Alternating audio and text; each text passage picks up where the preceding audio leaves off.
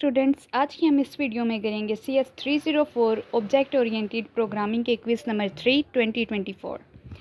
हम स्टार्ट करते हैं। आप लोगों को पहले बता दी चलूँ कि इन MCQs में जितने भी MCQs के जो करेक्ट ऑप्शन मुझे लग रहा होता है उसके अकॉर्डिंगली मैंने उनको सॉल्व किया हुआ है। अगर आपको कोई और ऑप्शन करेक्ट लग रहा है तो आप उसको अपने अकॉर्डिंगली सॉल्व कर सकते हैं, ठीक है। एंड जो भी करेक्ट ऑप्शन आपको जिस MCQs का लग रहा है आप वो कमेंट सेक्शन में भी बता सकते हैं ताकि दूसरे स्टूडेंट्स भी वो क्विज़ करते हुए ध्यान रहे, क्योंकि इसमें हो सकता है कि कोई मिस्टेक हो भी जाए, बट ज़्यादातर 8, 9, 10 इतने मार्क्स ही आ रहे हैं क्विज़ में मेरे। चलें हम क्विज स्टार्ट करते हैं। फर्स्ट MCQ है हमारे पास, we can access public members of this class from outside the class using dash operator with its object pointer. So इसका करेक्ट ऑप्शन हमारे पास क्या है? 4 ऑप्शन दिए हुए हैं। फर्स्ट ऑप्शन है एंड, सेकंड ऑप्शन है @, थर्ड ऑप्शन है माइनस एंड लेस देन का साइन है, एंड फोर्थ ऑप्शन है डॉट। तो जो हमारे पास करेक्ट ऑप्शन है वो है minus and less than. Next है हमारे पास, suppose you have following C++ statements, int old value is equal to 10, int new value is equal to old value plus plus. So what will be the value of old value and new value after executing above statement. उन्होंने हमें यहाँ पर statement दी हुई है, उन्होंने int old value जो हमें दी है वो दी हुई है 10, एंड जो न्यू वैल्यू हमें दी है वो कह रहे हैं ओल्ड वैल्यू प्लस प्लस। सो इसके हमने जो है न्यू वैल्यू है वो बतानी है क्या होगी। फर्स्ट ऑप्शन इन्होंने हमें दिया हुआ है old value is equal to 11, new value is equal to 11, ये हमारे पास रॉन्ग है। नेक्स्ट है हमारे पास old value is equal to 10, new value is equal to 11, ये भी हमारे पास रॉन्ग है। नेक्स्ट है हमारे पास old value is equal to 10, new value is equal to 10, ये भी हमारे पास ऑप्शन रॉन्ग है। नेक्स्ट जो करेक्ट ऑप्शन है वो है old value is equal to 11, new value is equal to 10। ये इस तरह के बहुत ज़्यादा कन्फ्यूजिंग आप लोगों को MCQs देंगे, सिर्फ आपको इनका कॉन्सेप्ट क्लियर होना चाहिए।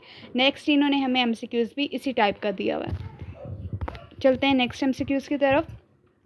Suppose you have following C++ statement, int old value is equal to 10, int new value is equal to plus plus old value. देखें पहले इन्होंने जो हमें MCQs दिया था उसमें उन्होंने हमें ओल्ड वैल्यू पहले दी थी एंड प्लस प्लस बाद में दिया था। अभी जो है इसमें इन्होंने हमें प्लस प्लस पहले दिया है एंड ओल्ड वैल्यू बाद में दी है।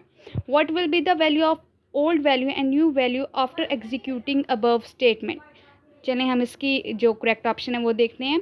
Old value is equal to 11 and new value is equal to 10, ये हमारे पास रॉन्ग है। Old value is equal to 10, new value is equal to 11, ये भी हमारे पास रॉन्ग है। नेक्स्ट है old value is equal to 10, new value is equal to 10, ये भी हमारे पास ऑप्शन रॉन्ग है। जो करेक्ट ऑप्शन है वो है old value is equal to 11 and new value is equal to 11। Next है हमारे पास, suppose we have defined derived class copy constructor but have not defined base class copy constructor, then compiler will।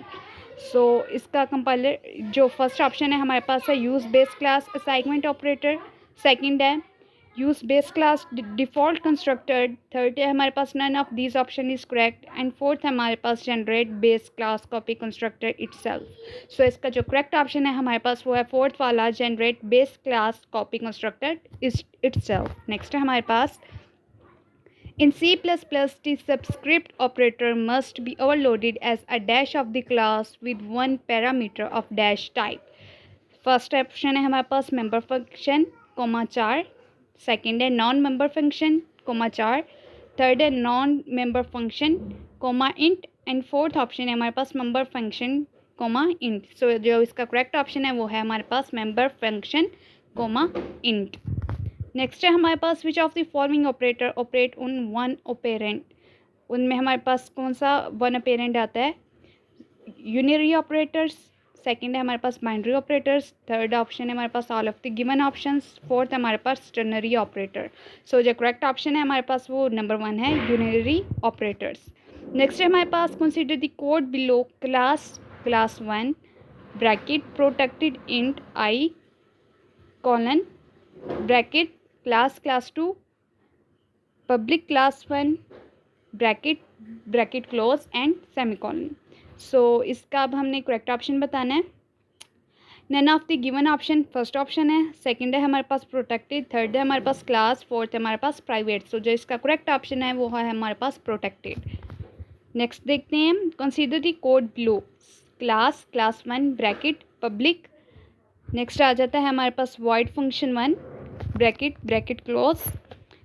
Next है हमारे पास class 2 public class 1 bracket and bracket close.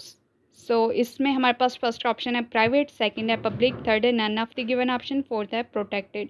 So second जो है public वो है हमारा करेक्ट ऑप्शन। नेक्स्ट देखते हैं consider the code below. Class 1 bracket protected void function 1 bracket bracket close colon. Next आते हैं हमारे पास bracket close semicolon class 2 colon private class 1 bracket bracket close colon function 1 of class is dash in class 2।